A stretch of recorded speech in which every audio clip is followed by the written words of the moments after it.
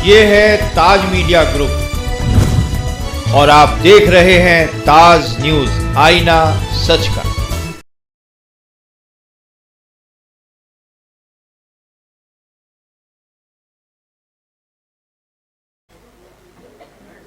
आज हम सब लोग अभिभूत हैं और ये दिल्ली प्रदेश कांग्रेस कमेटी के लिए गौरवशाली क्षण है कि देश के सबसे मूर्धन्य मुखर नेता, जो देश के युवाओं के प्रेरणा स्रोत हैं, उनका मार्ग प्रशस्त करते हैं, वो हम लोगों के बीच हैं। अखिल भारतीय कांग्रेस कमेटी से दिल्ली प्रदेश कांग्रेस कमेटी के लिए इंचार्ज काजी निजामुद्दीन साहब हमारे साथ हैं। दिल्ली प्रदेश कांग्रेस कमेटी के यशस्वी अध्यक्ष, जिन्होंने संकल्प लिया है कि दिल्ली में कांग्रेस की सरकार अवश्यंभावी है, जैसे हमारे देवेंद्र यादव जी,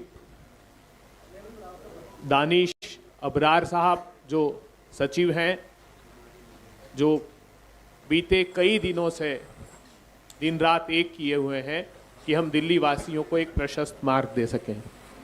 मैं भारतीय राष्ट्रीय छात्र संगठन के अग्रणी नेता और छात्रों के प्रणेता वरुण चोपड़ा जी हमारे बीच हैं और वरुण चौधरी जी, क्षमा कीजिएगा, हमारे बीच हैं। मैं काजी निजामुद्दीन साहब से आग्रह करता हूं,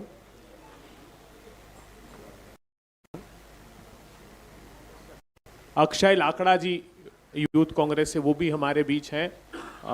मैं काजी निजामुद्दीन साहब से अनुरोध करता हूं कि वे पत्रकार वार्ता का प्रारूप आपके सम्मुख रखें।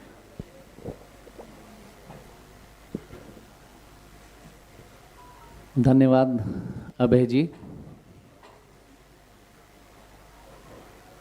हमारे बीच में देश राजनीति का जाना माना नाम सचिन पायलट जी हैं, जो कांग्रेस पार्टी के राष्ट्रीय महासचिव और केंद्रीय मंत्री रहे हैं और राजस्थान के उप मुख्यमंत्री रहे हैं। पूरे दिल्ली में जब भारत जोड़ो यात्रा हुई तो उसमें राहुल गांधी जी दिल्ली में घूमे, फिर उसके बाद भी लोगों के संपर्क में रहे, अलग अलग जगह गए।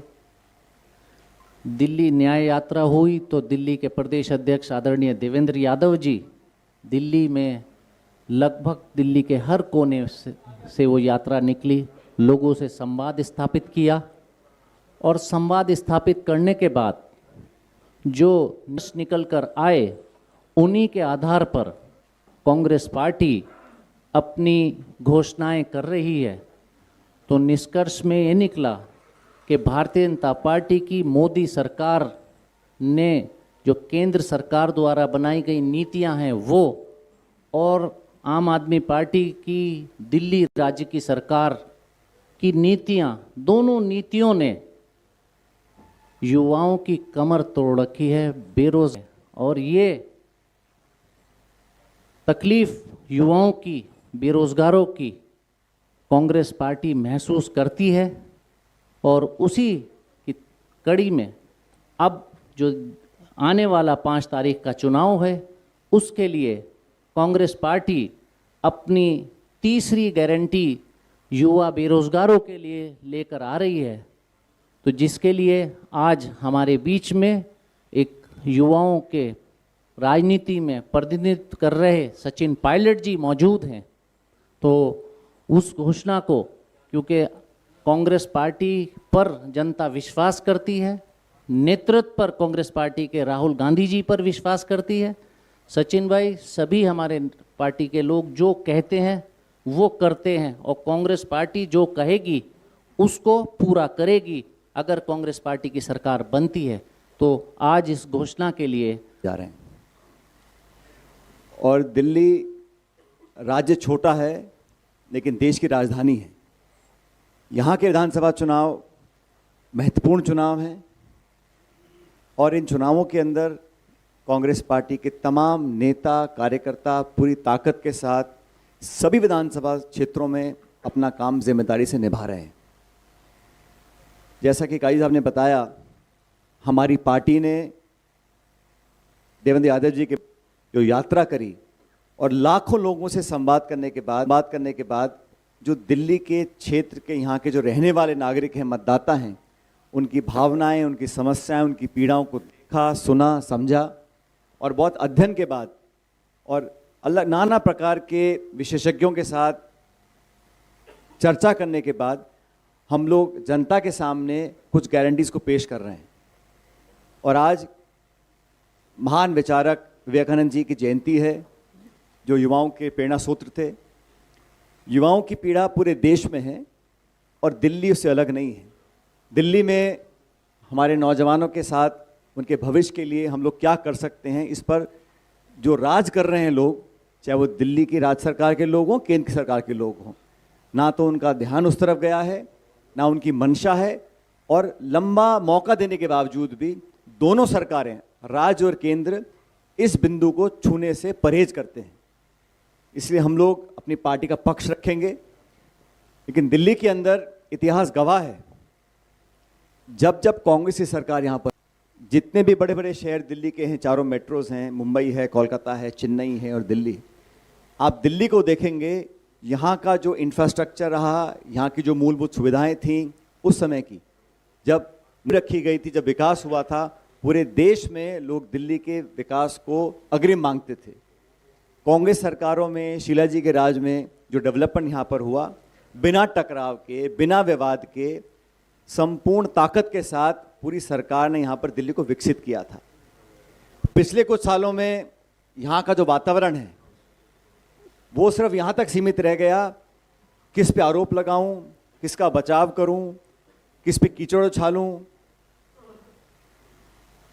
केंद्र सरकार, राज्य सरकार, मेरा घर तेरा घर, मेरा वादा तेरा वादा, और अपने आप को स्थापित करने की जो जद्दोजहद दोनों सरकारों की रही, उसमें दिल्ली का ध्यान नहीं रखा गया। खुद के किए गए वादे, जिन लोगों को सत्ता दी, चाहे वो केंद्र की हो चाहे वो दिल्ली की हो, सभी सीटें भाजपा जीतती है। दिल्ली में सरकार आम आदमी पार्टी की है। दोनों सरकारों ने मौका दोनों को मिला, लेकिन जनता दिल्ली की जो है, जहाँ के नागरिक हैं, जो उम्मीद और अपेक्षा रखते थे वो पूरी नहीं कर पाए हैं। और कांग्रेस एक अपनी ऐतिहासिक जिम्मेदारी समझते हुए, बहुत अध्ययन करने के बाद, हम एक एक जो हमारी गारंटी है वो हमारी उसमें प्रतिबद्धता है, विश्वसनीयता है, और हमारा जो 130-40 साल का इतिहास है वो से बंधा हुआ है। तो जो जिम्मेदारी से हम लोग वादा करेंगे उसको पूरा करेंगे। जनता इस बात को जानती है। और मैं धन्यवाद देना चाहता हूं देवेंद्र जी का कि इन्होंने तमाम कठिनाइयों का सामना करते हुए, और यहाँ पर क्योंकि शासन दिल्ली में दूसरी पार्टी का है, केंद्र में किसी और पार्टी का, लेकिन कांग्रेस कार्यकर्ताओं को एकजुट करने के लिए और खासकर नौजवानों को प्रोत्साहित कर कर राजनीति की अग्रिम पंक्ति बुलाकर खड़ा किया, उसके लिए वो धन्यवाद के पात्र हैं। ये चुनाव महत्वपूर्ण है, पूरा देश इस चुनाव को देख रहा है, और हम लोगों ने इस बात पर ध्यान दिया कि बजाय इसके ये तू मैं की राजनीति को ख़त्म कर कर हम कंस्ट्रक्टिव राजनीति करें, हम वो बातें रखें जनता के सामने जिन मुद्दों को जनता सुनना देखना चाहती है। अपने सपनों को साकार करने के लिए हम दिल्ली के लोगों के लिए क्या कर सकते हैं, चर्चा इस पे होनी चाहिए। चर्चा सीमित इस पे नहीं होनी चाहिए कि मेरा वर्चस्व कायम रहेगा, मैं बड़ा नेता हूं, मैं छोटा नेता हूं, ये मेरा अधिकार है, ये मेरा कार्य क्षेत्र है, फाइल पे दस्तखत कौन करेगा, किसका यहाँ प्रभाव ज़्यादा है। ये ईगो क्लैश में दिल्ली के लोगों को नुकसान हुआ है। इसलिए हम लोगों ने, कांग्रेस पार्टी ने बहुत सोच समझकर अपना कैंपेन तैयार किया है, अपने उम्मीदवारों का हम चयन कर रहे हैं, और मुझे पूरा विश्वास है कि 5 फरवरी को जब यहाँ के लोग मतदान करेंगे तो इतिहास को याद करेंगे, किसने क्या कहा और क्या किया। जिन्होंने वादे किए थे, जिन मुद्दों को लेकर लोग राजनीति में आए, जिन मुद्दों को लेकर राजनीतिक कार्यक्रम किए, जनता ने संपूर्ण मौका दिया, कितना वो खरा उतर पाए, कितना नहीं उतर पाए।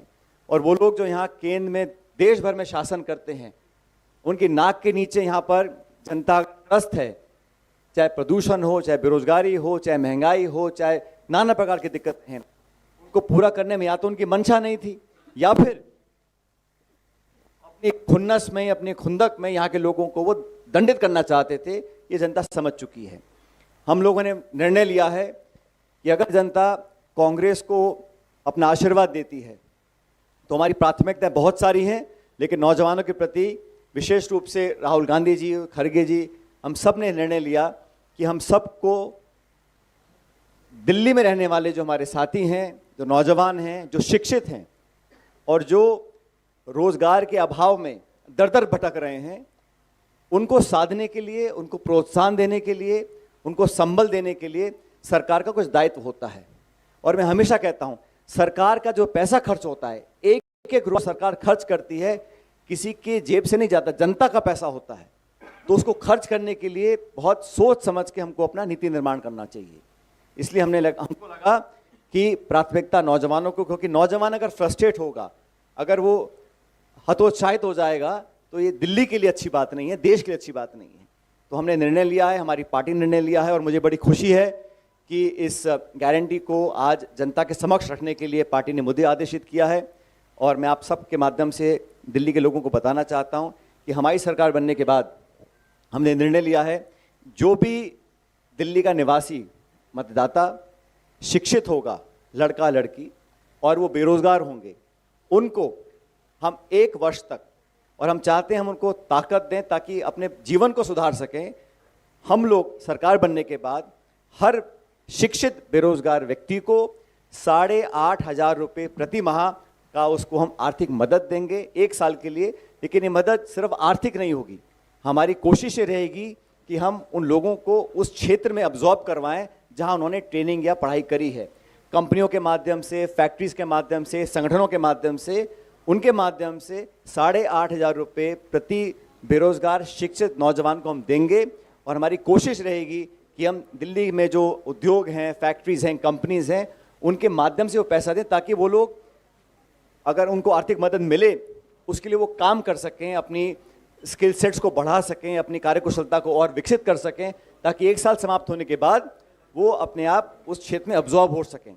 और रोजगार निर्मित करने का जो काम होता है वो सरकार की पहली प्राथमिकता होनी चाहिए। मुझे खेद है कि राज्य सरकार और केंद्र सरकार दोनों ने बेरोजगारों को नजरअंदाज किया, और जो निवेश होकर, उद्योग लगकर पढ़े लिखे बच्चे बच्चियां रोजगार पा सकते थे, वो कई साल तक मौका देने के बावजूद ये दोनों सरकारें काम नहीं कर पाईं। और कांग्रेस ने, चाहे वो राजीव जी की सरकार हो, जब आईटी क्षेत्र में हम लोगों ने जनता को प्रोत्साहित करने का काम किया था, मनमोहन सिंह जी की सरकार में हमने जीडीपी को बहुत आगे बढ़ाया था, और मैं खुद उनके साथ सरकार में मंत्री था, तो आईटी के क्षेत्र में, टेक्नोलॉजी के क्षेत्र में बहुत हम लोगों ने काम किया था। दुर्भाग्यवश आज जो राजनीति दिल्ली में हो रही है वो सिर्फ मीडिया मैनेजमेंट की है, आरोप प्रत्यारोप की है, अपने आप को बड़ा साबित करने की है, और इसके घर पे इतना पैसा, उसके मकान में इतना पैसा, यहाँ तक सीमित रह गया है। और इसलिए लोग एक बेहतर विकल्प चाहते हैं, और मुझे पूरा विश्वास है कि 5 फरवरी को लोग हाथ के निशान पर और कांग्रेस पार्टी को, हमारे इतिहास को, हमारे वर्तमान को, हमारे विजन को, हमारे एजेंडा को पसंद करेंगे और कांग्रेस पार्टी को अच्छे बहुमत के साथ यहाँ सेवा करने का मौका देंगे।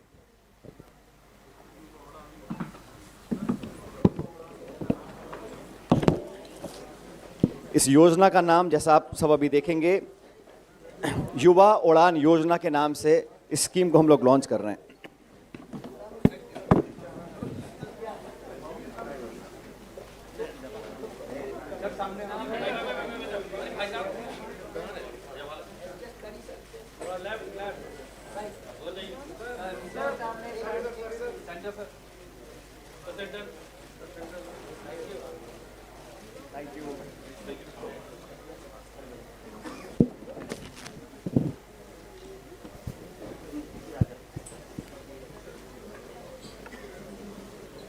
अब मैं दिल्ली प्रदेश कांग्रेस के अध्यक्ष देवेंद्र यादव जी से अनुरोध करता हूं कि वे आपको संबोधित। दुबे जी,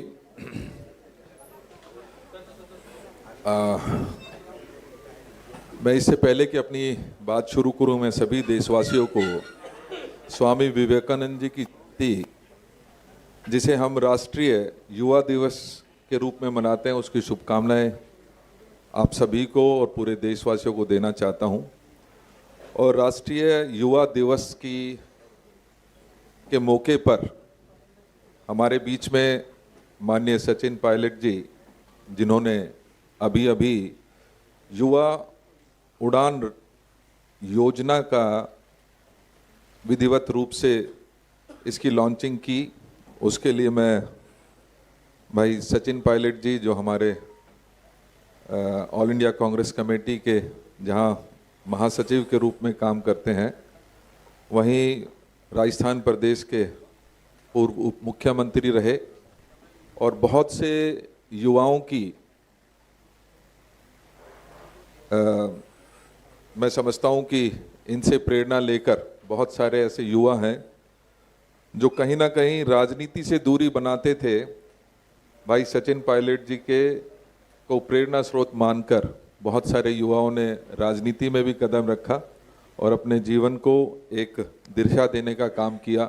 ऐसे सचिन जी का मैं बहुत बहुत धन्यवाद करता हूं। आपने दिल्ली के लिए ये योजना की लॉन्चिंग की। निश्चित ही जो ये युवा उड़ान योजना है, ये हमने बहुत सोच समझकर उन युवाओं के लिए निर्धारित की है जो शिक्षित हैं लेकिन बेरोजगारी की मार झेल रहे हैं।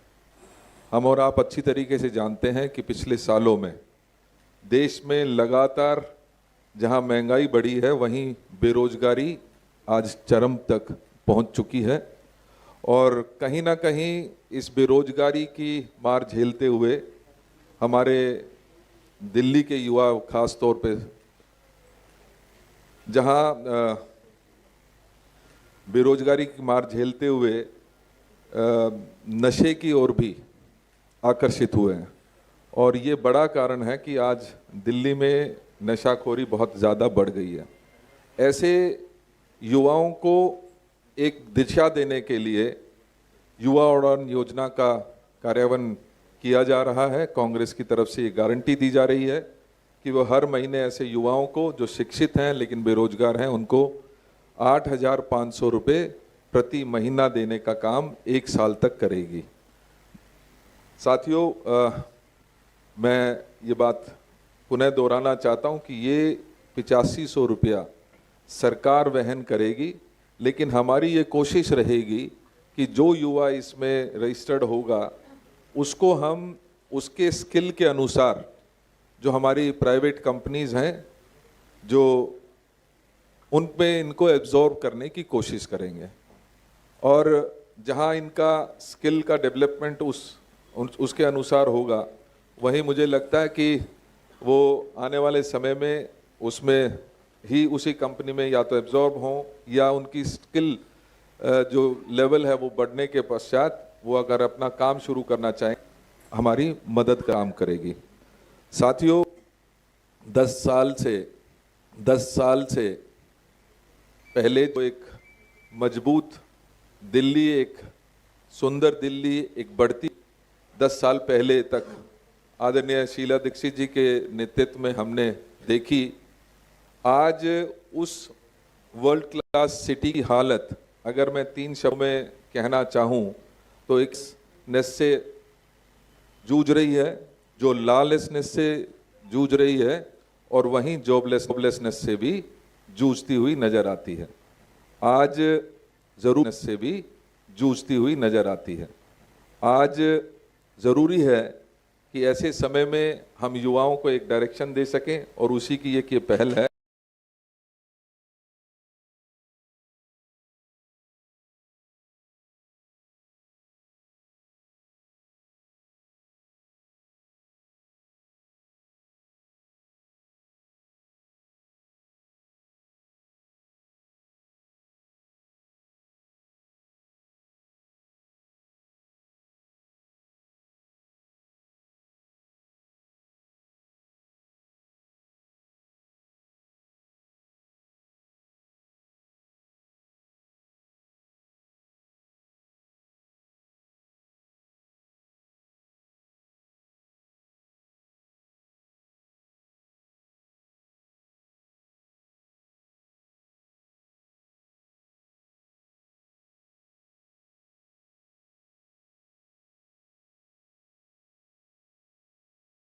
धन्यवाद।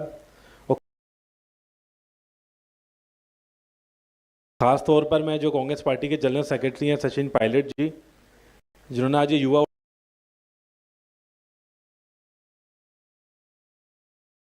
खास तौर पर मैं जो कांग्रेस पार्टी के जनरल सेक्रेटरी हैं सचिन पायलट जी, जिन्होंने आज ये युवा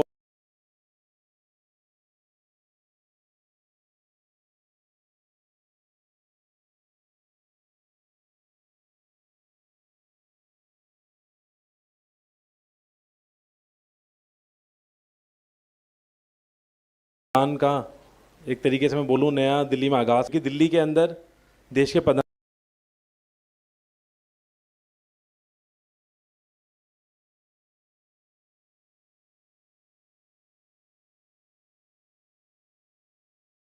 दिल्ली के अंदर देश के प्रधानमंत्री रहते हैं, दिल्ली के मुख्यमंत्री रहते हैं, तमाम एम्बेसीज हैं, सारे कैबिनेट मिनिस्टर रहते हैं। तो आज दिल्ली का चुनाव है, एक महत्वपूर्ण चुनाव है, पूरी दुनिया इस चुनाव को देख रही है। और वास्तविकता ये है दिल्ली के चुनाव में कि लोगों के घरों के झूमरों की बात हो रही है, लोगों के घरों के स्विमिंग पूल की बात हो रही है। इससे पहले दिल्ली के जो मुख्यमंत्री के आवास हुआ करते थे, प्रधानमंत्री के आवास हुआ करते थे, उनमें युवाओं के लिए, बुजुर्गों के लिए एक अहम फैसले लिए जाते थे। उन फैसलों की बात हुआ करती थी कि राइट टू एजुकेशन की बात हुआ करती थी उन घरों में कि उन अहम फैसलों को लिया जाता था। लेकिन ये दुर्भाग्यपूर्ण है, इसको देखते योजना लाए। आप सब मीडिया साथियों का बहुत बहुत धन्यवाद। कोई प्रश्न हो आप लोग? हाँ, झा साहब।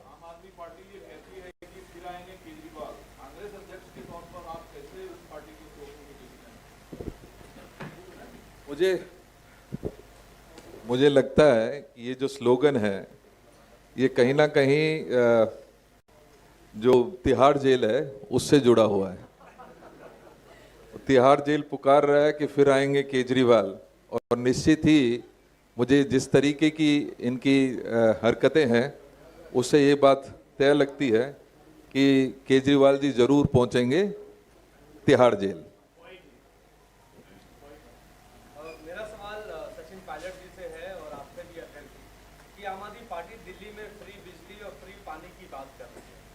आपने 3 योजना तो लागू कर दी, हेल्थ को लेके, युवाओं को लेके। तो फ्री पानी और फ्री बिजली को लेके भी कोई आप लोग स्कीम लाने वाले हैं, कोई योजना लाने वाले हैं? इंतजार कीजिए जनाब।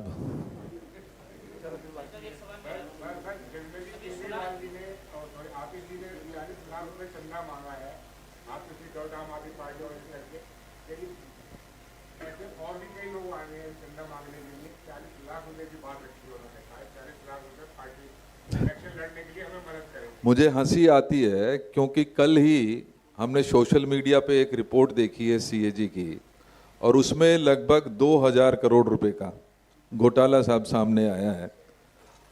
हमने आपने भ्रष्टाचार के मामले में, किकबैक्स के मामले में केजरीवाल जी और इनके पूरे कैबिनेट को जेल जाते हुए देखा है। ऐसे में ये जो ड्रामा है उस पर हंसी आ सकती है और मेरे पास इसका कोई जवाब नहीं है।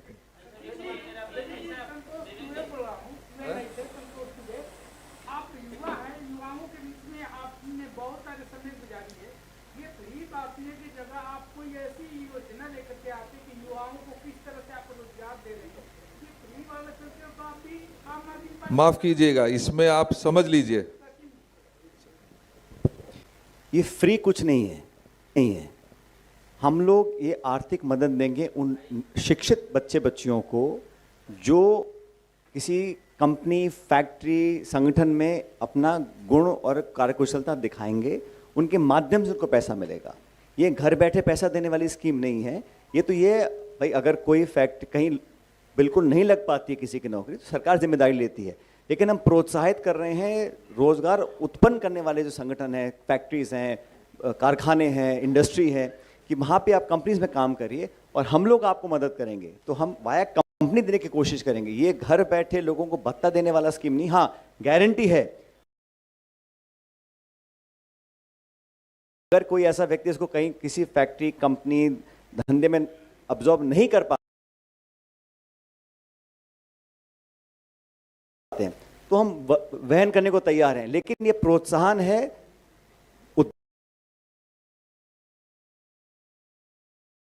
उद्योग को भी, ये प्रोत्साहन है नौजवानों को भी 1 साल के लिए, ताकि अपने पैर पे वो खड़ा हो जाए। जो आज BA, AA, BSc करके लड़का घूम रहा है 2-3-4 साल से, ओवरेज हो रहा है, बार बार को धक्के मिल रहे हैं, कहीं से उसको आश्वासन नहीं मिल रहा, तो उसके मनोबल को बढ़ाने के लिए कर ये बांटने वाला योजना नहीं है, इसमें थोड़ा फर्क समझना पड़ेगा हमको।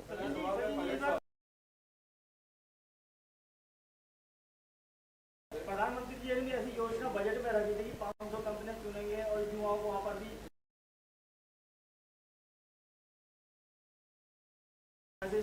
कराया जाएगा। अब आपने इसको छेड़ दिया, सुन लीजिए। कांग्रेस पार्टी का लोकसभा का मैनिफेस्टो था, उसमें हमने इस प्रकार की एक योजना के बारे में जिक्र किया था। हूबहू उसकी नकल निकाली पिछले बजट में केंद्रीय वित्त मंत्री जी ने, जहां तक राज्य सरकार उठाना, जवाब मांगना सदन के अंदर, सदन के बाहर, वैकल्पिक व्यवस्था का एक रोडमैप तैयार करना, यह जिम्मेदारी विपक्ष की होती है। और हमने बहुत सोच समझकर, हमने कोई प्रतिस्पर्धा नहीं है कि हम उनसे बड़ी घोषणा कर रहे हैं, सोच समझकर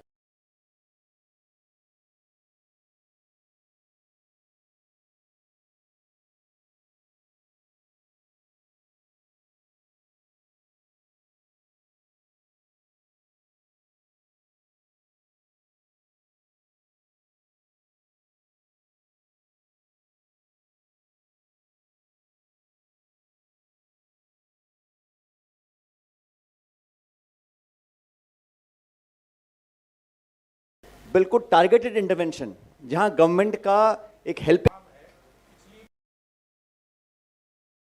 5 बार उसको एक्सटेंड कर चुके हैं, और जबकि 2013 और 14 से पहले दिल्ली की मेट्रो जो लाइन थी वो विद इन टाइम बनती थी। क्या टाइम बनती थी? क्या कांग्रेस पार्टी इसको भी चुनाव में रखेगी कि 5 बार ये एक्सटेंड क्यों हुआ? क्योंकि हमारे रोनी के एडवोकेट, द्वारका के, साकेत के, उनको बहुत ज्यादा प्रॉब्लम होती है। तो अध्यक्ष जी से देखिए, मैं मानता हूं कि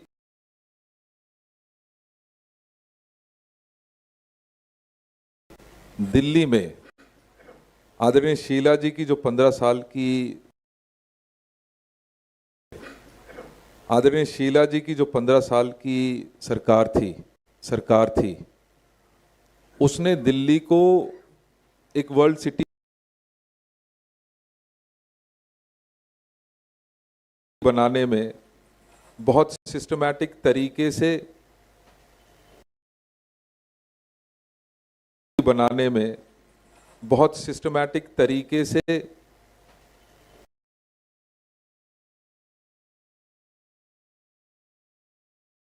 डेवलप आगे बढ़ाया था। आपको याद होगा कि हर रोज आगे बढ़ाया था। आपको याद होगा कि हर रोज 37,500 करोड़ रुपए का बजट होता था लास्ट, लेकिन उसके बावजूद भी हर रोज मेट्रो बढ़ती थी, हर रोज नए फ्लाईओवर्स बनते थे, हर रोज नई जो CNG की बसेज आती थी, बुजुर्गों को पेंशन मिलती थी। सभी वो सोशल एज वेल एज जो हमारे इंफ्रास्ट्रक्चर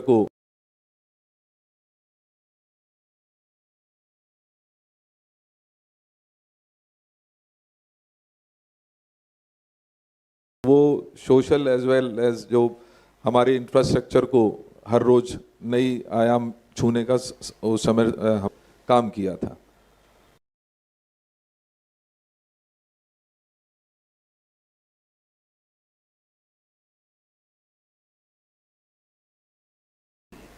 हम लगातार ये कहते आए हैं कि केजरीवाल जी ने एक नया जो मॉडल दिल्ली को देने का काम किया, वो भ्रष्टाचार का मॉडल दिया है, विकास का मॉडल नहीं दिया है। विकास का मॉडल नहीं दिया है। हम लगातार इस बात की बात करते रहे हैं कि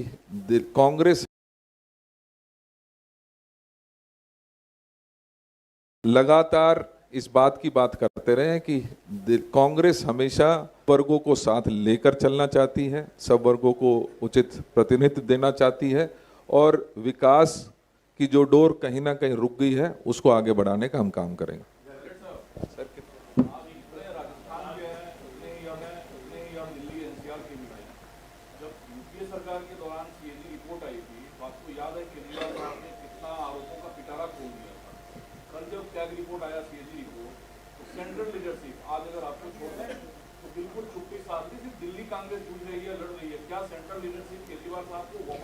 कल राहुल गांधी जी की मीटिंग है सीलमपुर में, आम सभा है, और बहुत जल्द तमाम जो कांग्रेस के नेता हैं, खड़गे जी हैं, प्रियंका जी, बाकी सब लोग हैं।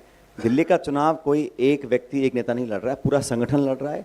अखिल भारतीय कांग्रेस कमेटी, प्रदेश कांग्रेस कमेटी, नेता छोटे बड़े, यहाँ हमारे बहुत से यूपी के, राजस्थान के सब विधायक, पूर्व विधायक लगे हुए हैं। तो ये मैं समझता हूँ ये भ्रम लोगों को दूर कर देना चाहिए। पूरी कांग्रेस एडी चोटी के साथ अपना चुनाव लड़ रही है। और मैं फिर कहना चाहता हूँ, हम चुनाव लड़ रहे हैं जीतने के लिए, कोई भी चुनाव खाना पूर्ति के लिए नहीं लड़ रहा है। हम चुनाव लड़ रहे हैं, डट के लड़ेंगे, और ईश्वर ने चाहा तो हम जीतेंगे भी। और ये आप सही कह रहे हैं कि जब कैग की रिपोर्ट आती है किसी के विरोध में तो उसको रफा दफा करना चाहते हैं, और किसी के पक्ष में आती है तो उसको लेके गली गली घूमते हैं। तो ये जो दोगलापन है, इसको आप भी देख रहे हैं, जनता भी देख रही है, और इसका परिणाम सामने आएगा 5 तारीख।